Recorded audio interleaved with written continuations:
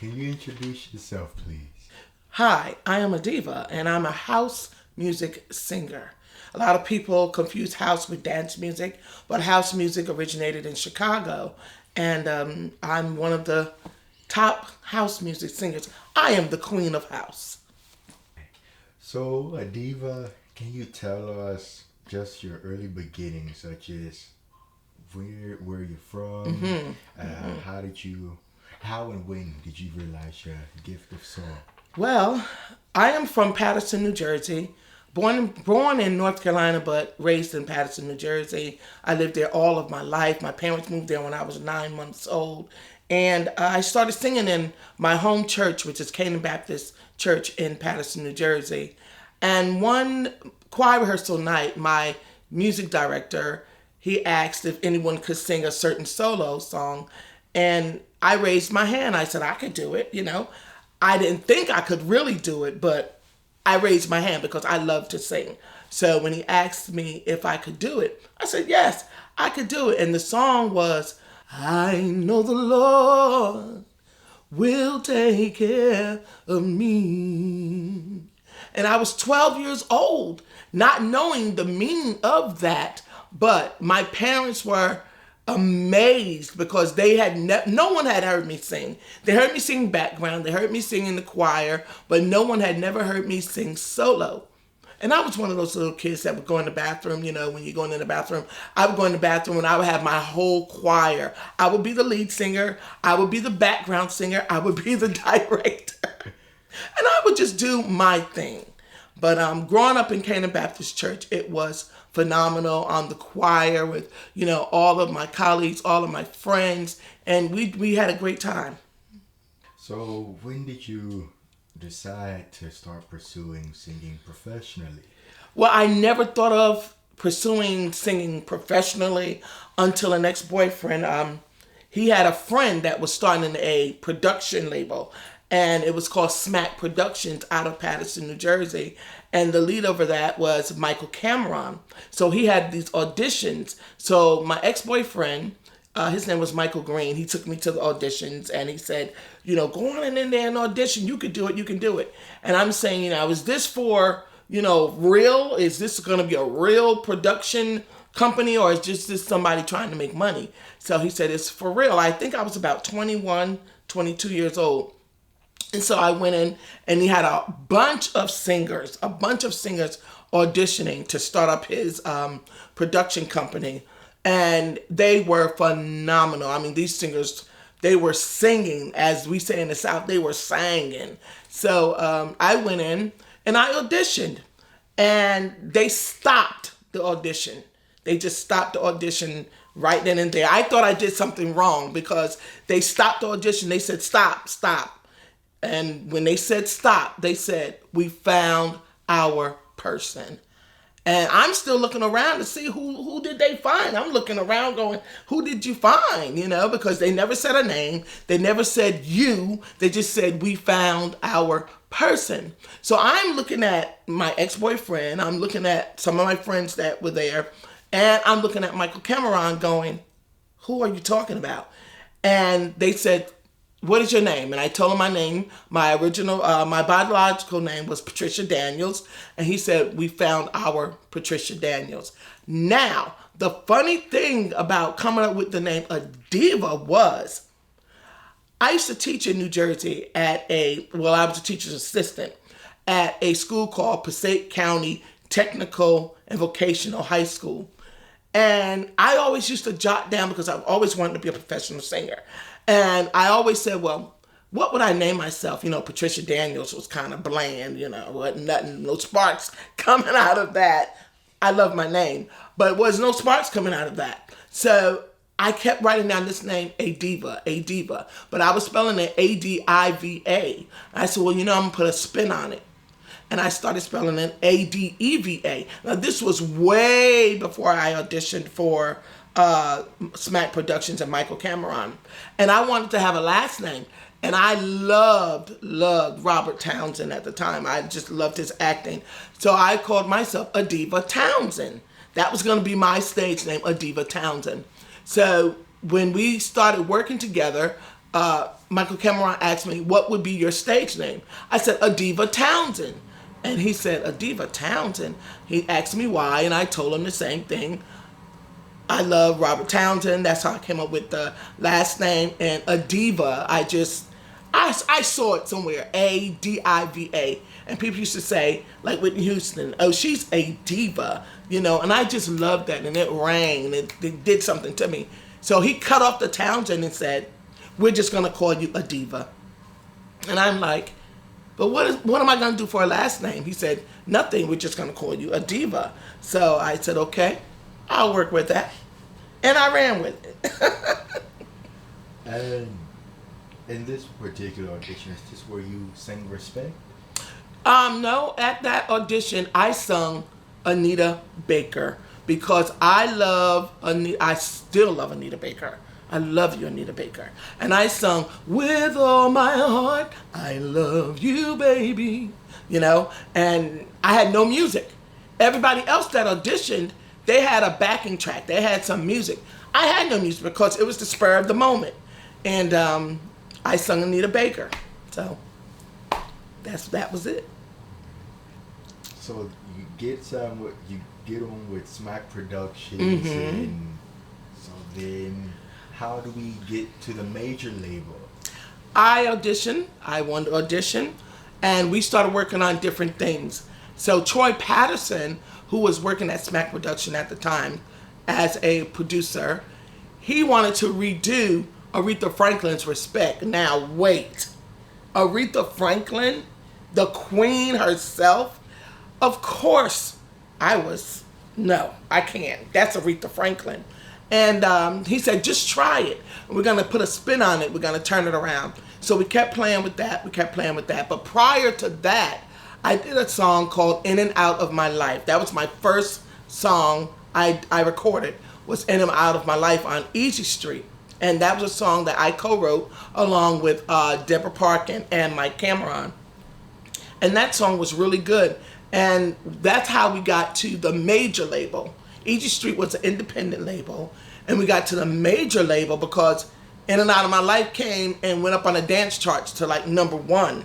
So we got to the major label because they came calling. And Michael Cameron, he chose the best deal. And then we did Respect after that. So you're now on the major label. Uh-huh. So you're making that first album, the first album. Mm-hmm. It's just called A Diva. Yes. With an exclamation point. Yes.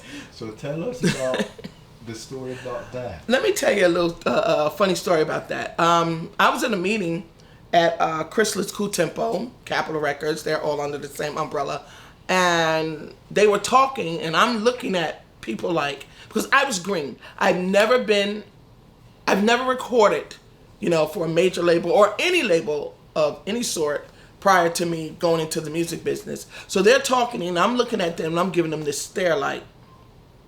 So one of the guys, he said, you have fierce eyes. I said, what do you mean I have fierce eyes? He said, your eyes talk for you. It's like they're intimidating. And I'm like, my eyes aren't intimidating. And he said, well, you have an Adeva stare. And I'm saying to myself, an Adeva stare, really? So they told me on my first album cover, they wanted me to give that Adeva stare. But I had shades on, so nobody couldn't really see my eyes. But my image, I built my own image, not to compare myself to Grace Jones because she's in her own category. I'm in my own category. She does her thing. I do my thing. But I loved Grace Jones because I felt like she was a strong, independent African-American woman, and that's the way I carry myself. That's the way I grew up because my parents told my sister and I that we were strong black women and we should grow up and be strong black women. So that was the way I, started doing my image as to being a strong, individual. And so people can look up to and young girls can see that you can still be strong and soft at the same time. But a lot of people said that, looking at that first album cover, it intimidated them. And I'm saying to myself, come on, it's just a picture. But I'm still that strong woman.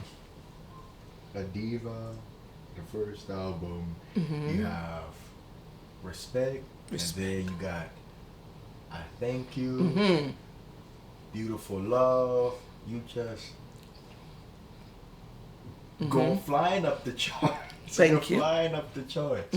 So that success, what was it like? Yes. How did you handle it? Oh my goodness. Success is something that is hard to handle. Because when I first came out and I did Respect and everything's going up the charts, and I'm doing I Thank You and all the other songs, and, it just started flying. I'm going everywhere. I'm traveling. I'm hardly ever home. Mind you, I had a son at the time. He was around 5, 6 years old. And I'm flying everywhere, and I'm getting noticed, and people are, screaming my name, which was just, oh my God, mind blowing. But my faith in God and my upbringing helped me stay grounded, because I could have become a big head, and I could have become this arrogant, I'm a diva. But I did not, because my faith and my parents and my family, they kept me grounded. But when it started flying up the charts, I was very happy, because I love singing. I loved on stage. I love the lights. I love the crowd. I love the fans. So it really gave me a lot to do and a lot of time. Where did you get your plaque? Yeah, I got, on my first album, it went gold, and then it went platinum internationally. And I gave the gold plaque to my parents, and it's hanging up in my parents' home. And I have the platinum one. It's over there. I have the platinum one, and I don't, as you see, I don't hang up a lot of I have a lot of memorabilia, but I don't hang it up because I just don't. The diva is two people, a diva and Patricia. I'm a diva when I'm on stage and I'm out in the crowd and I'm doing my a diva thing. But when I'm just Patricia, the school teacher, that's it. I tell a lot of people, if you know me as a diva, fine. If you don't know or never knew me as a diva, fine. I'm just a person.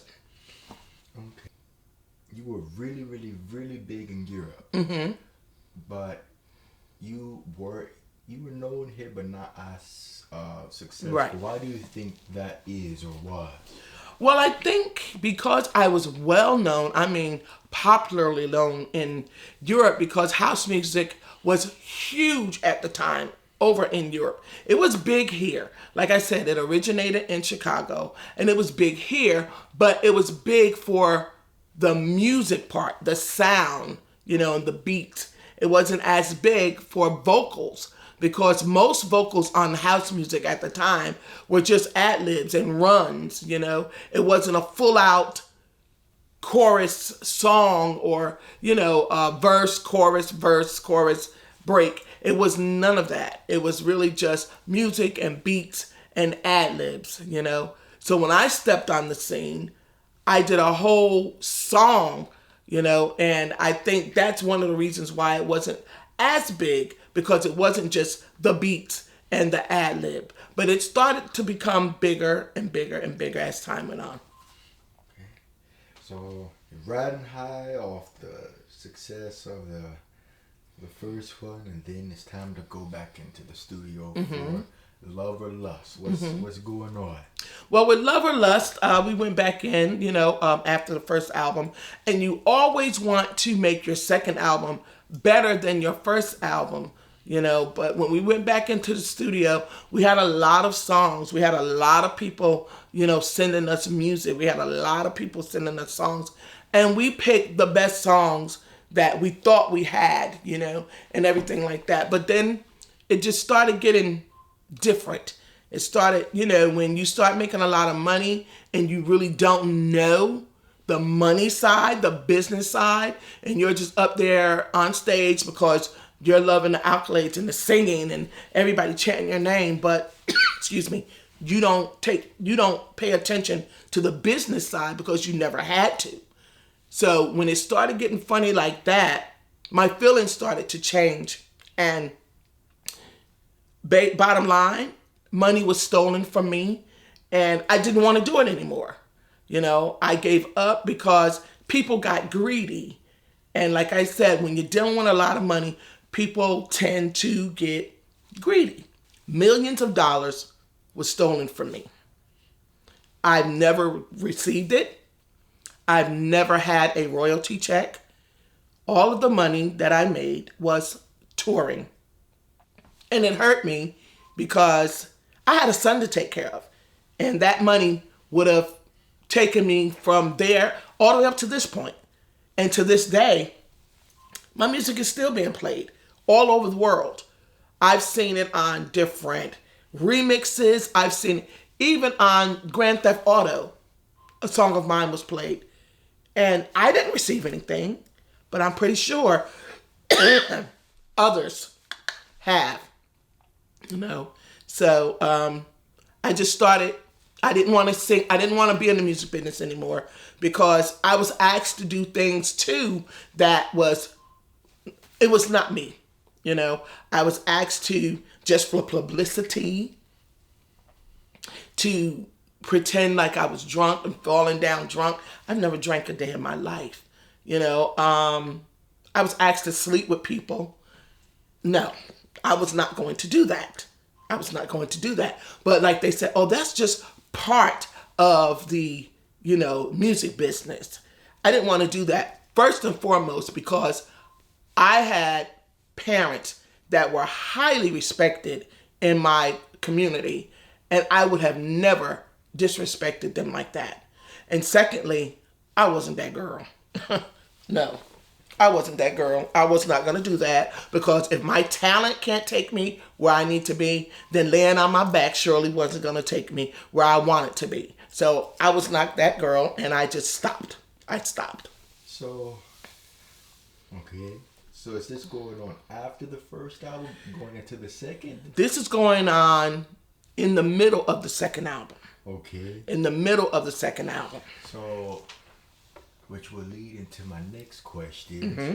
So, reading the reviews, Love and Lust was a critical success. Mm-hmm. Everybody said it was just as good and just as strong as the first. Yes. But there weren't any hits off of that. And why do you think that is? Again, like I said, I think the productions were good. I think the vocals were good. But they didn't go after it as hard as the first album. I think a lot of people got laxed. They sat back and just got laxed. And with myself, I can honestly say with myself, when I started hearing that, my money was getting funny, and I'm counting my money now, I'm counting my money. But I went on tour and I came back, and I was supposed to get the rest of my monies. And the person said, this person is going to write a check, go up to the office, they'll write you a check. I go up to the office. Another person says, I don't have it. He's going to have to come in and write the check. So it kept going back and forth, back and forth, back and forth, until I had to show my ass. Okay? I literally had to really break down and go. I had to go hood. Now, I wasn't raised in the hood, but I can be hood. So I went up to the office and I asked a certain person, where's my money? He gave me a, brushed me off kinda. So what did I do? Patricia came out. I tore the office up.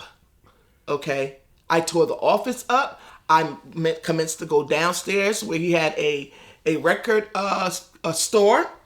And I tore every poster off the wall that had my likeness to it. And I knew from that day that it was a wrap. It was over. It was over. So, you don't like the second album? No. No. Not at all. Not at all. I loved some of the songs that was on there, but I wrote a lot, but it was the person that was over Smack Productions, Michael Cameron. It was him and his girlfriend at the time, who he eventually married. And they took credit for music lyrics that I wrote. You know, they took credit for a lot of things that others wrote, that others played music. They took the credit, you know, and it was a wrap. I didn't want to be there anymore. Because in the music industry, let me just say this. When you're green, people are going to use you up. I did not know that my manager, who was the producer, and his lawyer, okay, and his accountant, I didn't know that his lawyer was not supposed to be my lawyer. I didn't know that his accountant was not supposed to be my accountant. So I'm using his lawyer, I'm using his accountant, okay, and they all screwed me. All of them got money out the deal because I was green and I didn't know. So I want anybody that's pursuing a music, you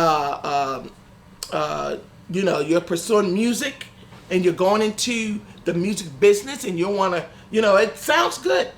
Oh yes, it sounds good. You know, you get all the accolades and the rewards and the awards and the fans and everything like that. Know the business side. Please know the business side. I did not know. It was too late for me. But you, I'm telling you, know the business side. So, after the second album doesn't do well, you are dropped from the label. Can you just walk us through what that was like? It was fine for me. Really, I didn't care. Because at this time, when I was dropped from the label, it wasn't like, oh, I'm dropped, let's go find another label. I didn't want to pursue it anymore. I didn't want to pursue music anymore. I just wanted to take care of my son, finish school, because I was in school, I was in college, and just live a normal life. Because I got tired of the do this, do that, do this, and it was a bunch of lies. I got tired of certain people coming to me, males wanting to sleep with me. Well, if you sleep with me, we can do this, we can do that. I'll put you here, I'll put you there. I got tired of that. So it didn't really faze me, not one bit, to be dropped from the label. And like I said, with me finding out that, you know, monies was being stolen from me. You know, I lost my townhouse.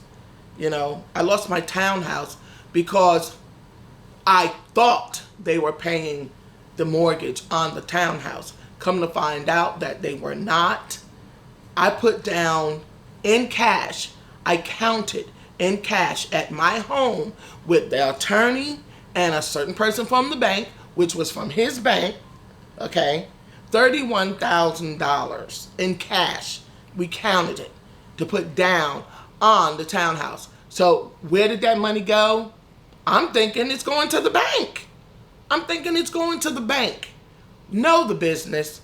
Your lawyer is a separate entity from any producer, any manager. Your accountant is a separate entity. Know the business. Know the business. You're in that break, and then you come in, and then you cut Frankie Knuckles, and you guys come back, and y'all go back to the top of the chart. Yes. With Back to the Real World, Too Many Fish. So how did Frankie manage to get you back to singing? I've been knowing Frankie from day one when I got into the business, and he was a DJ. And I had loved Frankie before I even met him, you know, going to the clubs and going dancing and listening to him DJ. So when he called me up and asked me to head his album, you know, I said, oh my God, you want me? He said, yes, I want you.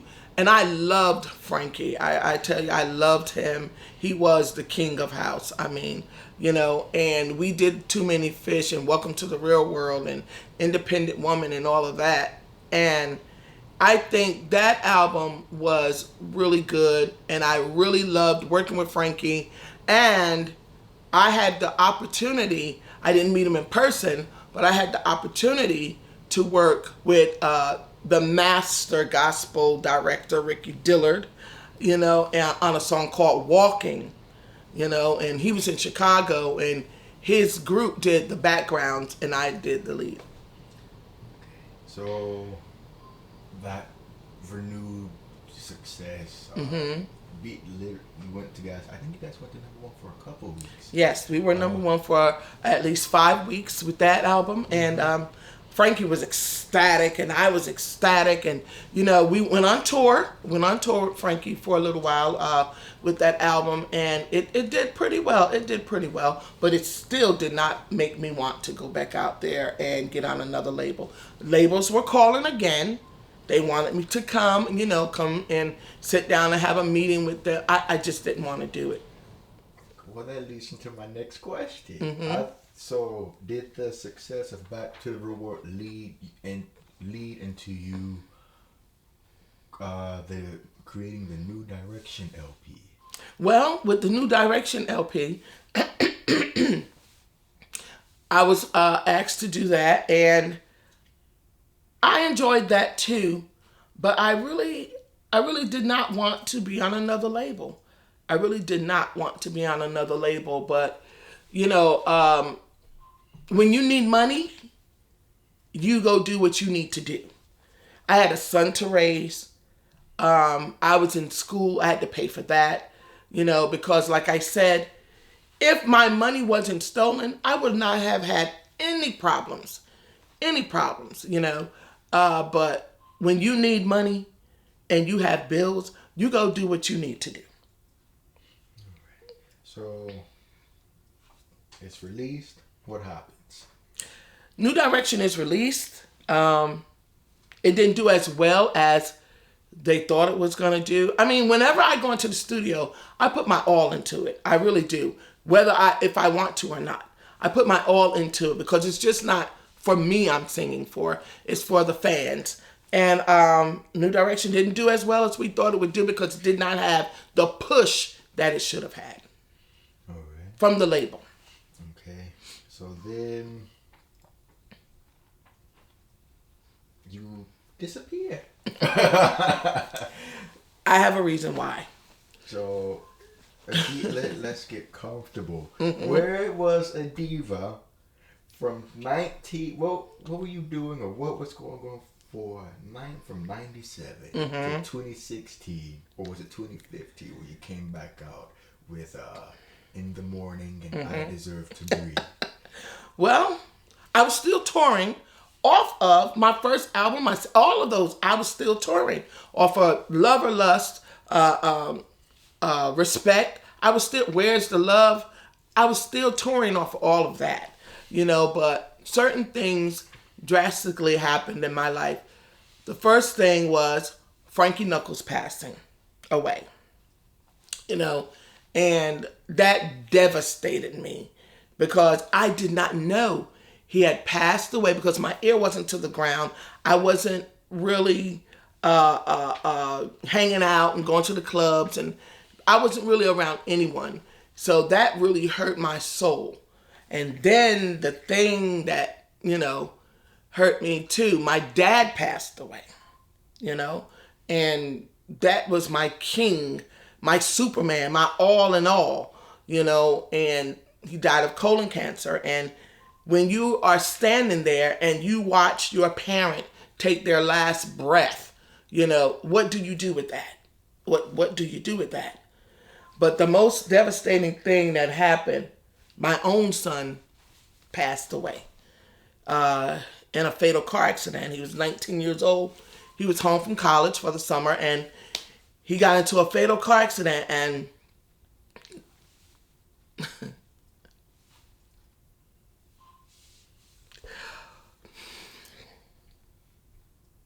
to this day, I still deal with that because he was my best friend. We practically grew up together. I had him at 19, and he died at 19, and his name was Paris Daniels. He was a student at North Carolina A&T University in Greensboro, and give me a minute.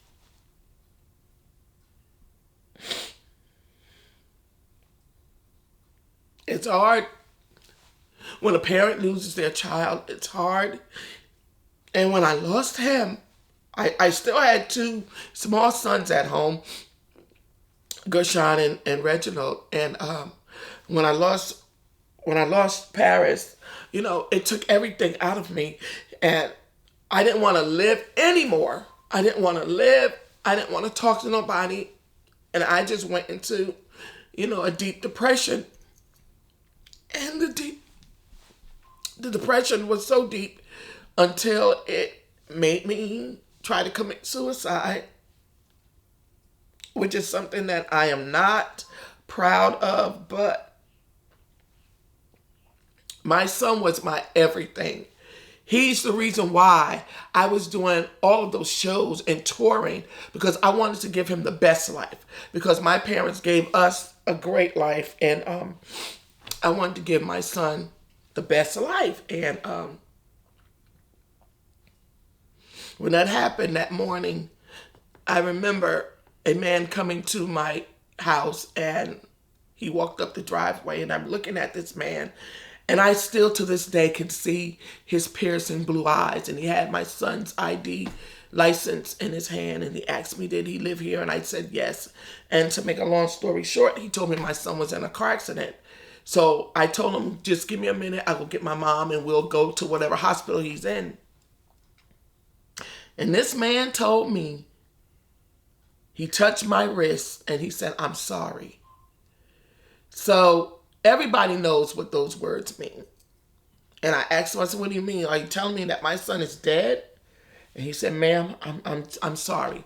He never came out and said, yes, your son is dead. He just said, I'm sorry. So I knew then he was gone. He was gone. So that happened, and I went out and toured the next year after that. I was in South Africa touring, and I broke down because the pain was still there. The pain in my heart, it felt like a actual pain in my heart, because every time I closed my eyes, I could see my son. My son was a good kid. He was a good kid. And so I didn't want to do music anymore, because like I said, I was doing it for him. And we were supposed to graduate together, me and my bachelor's degree in teaching and his degree in business administration. And thankfully, Louis Vega came calling. And I had seen him a year prior, and he said, I'm getting ready to do this LP, and I want you to be a part of it. I said, okay. And it was 28 singers. 28 nights with 28 singers. It was myself. It was the Clark sisters. It was the Winans. It was CeCe Winans. CeCe Peniston. It was a lot of us on that album. And that's how I came up with, he came up with I Deserve to Breathe and In the Morning. And he opened me back up to touring and, going back into the studio and everything like that. So that's been doing pretty well. I know I Deserve to Breathe has been received really, really well. So. I Deserve to Breathe, when it first came out, it made me feel like that giddy girl that had her first record come out, as when In and Out of My Life came out. I was sitting on the bed, and In and Out of My Life came on the radio, and I'm saying, is that me? Is that me? So I started screaming. Same thing when I Deserve to Breathe, and I heard it on the radio, and people were calling, hey, you're on the radio, I Deserve to Breathe, So he got me back out there, and we toured a lot. We went to South Africa. We did this big show in South Africa with the Jacksons, with, who else was on there? It was the Jacksons, myself, it was, Fisher, what is her first name? Lisa Fisher. It was, oh my gosh. Oh, you know who I mean? She was in the movie with Denzel Washington. What is her name? tall. Oh my God. Oh my God. I sat right next to her on the plane and we're going to South Africa. I can't think of her name. Isn't that something? Did you see Training Day? The movie Training Day? Yes. Okay. The singer that was in there, he went to her apartment to give her a warrant. You know who I'm talking about. We're both going to slap ourselves when we figure this out. I'm drawing a blank. Oh my God. She would kill me. Oh my God.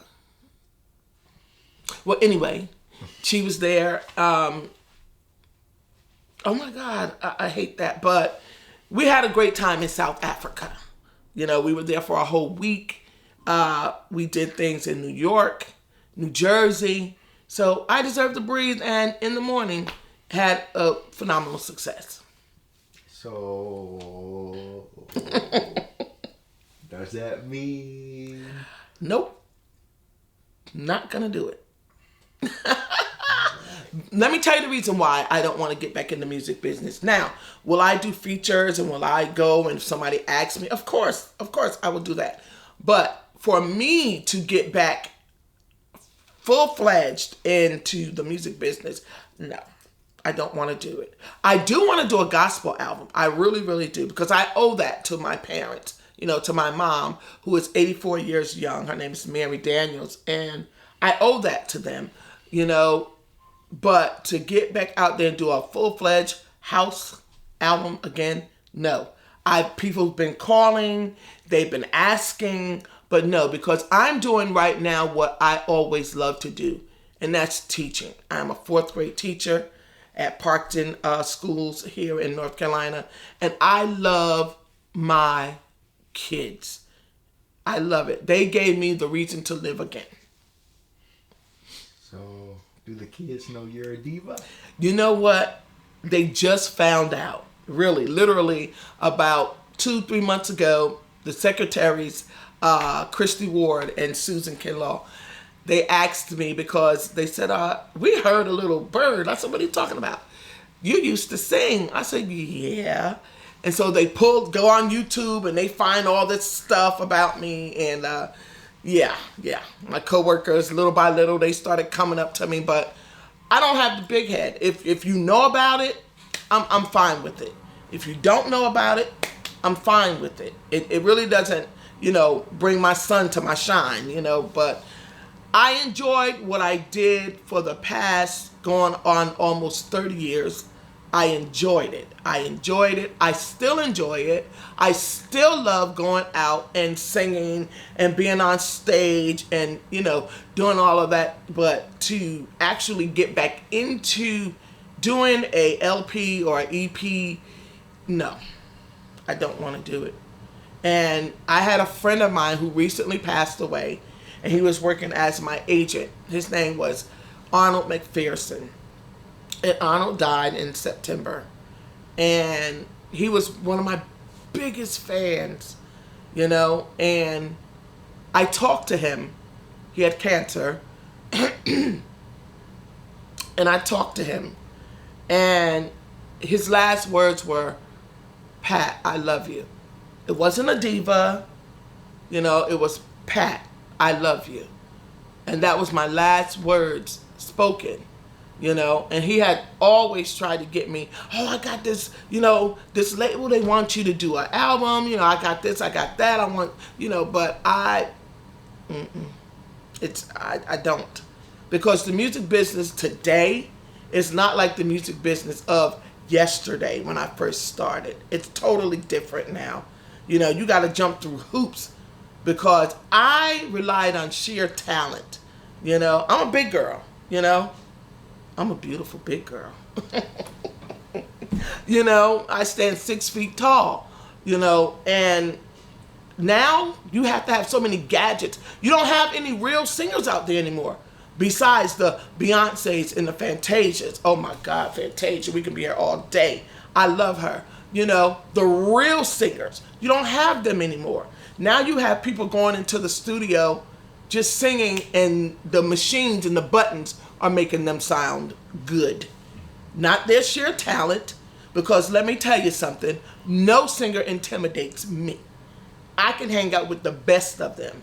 I don't need no funny buttons. I don't need nobody to push no adverbs or ad-libs or whatever, reverb. I don't need none of that, okay? Because I can rock with the best of them.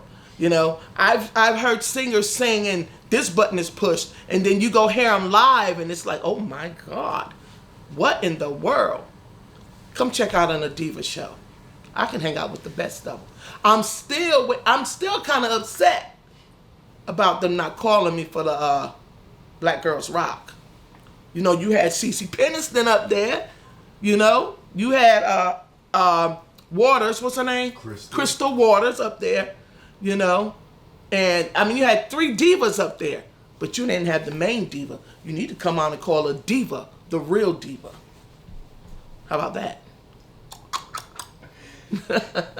Okay. So we're getting towards the end. So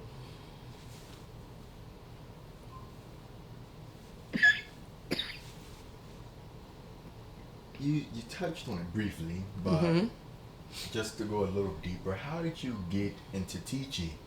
Well, I used to be a teacher's assistant a long time ago. I've loved kids ever since I was like 12 years old. I went from a camp counselor to a camp director to a daycare worker. I love kids. And I've been teaching now going on, if you put it all together, like 20 years. I've been teaching and I love it. I love it. I got into it because my love of children. You know, there's no money in teaching, I'm here to tell you. We're still trying to get, you know, teachers the respect due, because everything you've learned from an educator. And I really wanted to go back into teaching because for my love of children. I don't do it for the money. I do it for the light bulb that shines when they get it. You know, when they come to me and say, oh, Mr. Harris, I got it now. I understand it. I understand it. You know, when they do that, that lets me know I've done my job as an educator. What do you think is the importance of house music? But let me tell you, a lot of people, they think house music is quote unquote gay music, you know, for the LGBT community. House music is music. The label is house, but it's really music. And the importance of it is the record labels, all of these television shows, you need to invest in house music performers, because we bring to the table something that is electrifying. You know, you get out here and you hear all these singers and all of them sound the same. They sound the same. You get a house music performer, we're going to perform for you. We're going to do exactly what we need to do. So the importance of it is bring it into the forefront. Bring it into a form of where it's just like the other music, the R&Bs, the rock, the roll, the, you know, the rap, the hip hop. It's a form of music and it needs to be recognized. So when I think about house music, I'm just thinking about you and Martha and I can never pronounce Lolita Holloway. Yes, I'm just thinking about the queen mother of house, honey. I'm just thinking about all of you guys. Do you guys think that house music wasn't as big? Because when you think about the women who are singing house, y'all all have this certain look. Because I was thinking, like, you Crystal Waters, Cece, that's more dance, but they have certain, but the actual house girls, house women, y'all all, you know. Do you think that had anything to do with house not being accepted? Well, you know, I'm just gonna put it on the table. We are big girls, okay, and we can sing. Martha sang to the gods, okay, but I think house music, part of it is Probably because we were big girls, and part of it was because they considered it gay music. You know, all the gay clubs, all the children loved the house music, but it's just a form of music. It wasn't put out there just for the children. It was put out there for everyone to enjoy. You know, I've been to concerts, and I've done concerts where everybody was there. Not only the children, but regular people. They were there, you know. So the form of house music needs to be recognized as a standard form of music. Whether we big, short, skinny, dark, light, hair down to the knees, honey, or the natural like I have, we are still singing and singing. And I'm going to be a diva all day, every day. So whether you come for me, if I'm skinny, small, or whatever, you're going to get just what I can give. So, speaking of giving, what does the diva approach to a song? Because I was talking to somebody about you. I was like, when I think of a diva, when I listen to a diva, like, what song did I sing? I was talking about Undercover Love. I was saying, I just feel like she was. Yes. I was like, yes. Like you just telling you, yes, this is what it is. Well, the diva approach is that. It is what it is. It's going to be what you see. When you see me here today, being the diva, I'm still that person tomorrow. You know, like I said, it's a persona. But part of me, part of a diva is in Patricia, and part of Patricia is in a diva. I don't put on any airs. I am just me 24/7, the way you see it. I am down to the point. I'm exact. I don't take no punches, and I don't give any punches. But don't come for me. Don't come for me. Because I know, you know, people might say, oh, she thinks she's all of that. No, I'm in my lane. I know what I can do in my lane. And if I happen to verb over to the other side, I can hang with the best of them. I already told you. Okay. So, last question. When people think about a diva, what do you want them to think? What do you want them to remember? What do you want them to know? Well, when people think about a diva, first of all, I'm still waiting for Tyler Perry to call me. Because I got some stuff for you, Mr. Perry. Okay? But when people think of a diva, I want them to know and to remember she was a badass.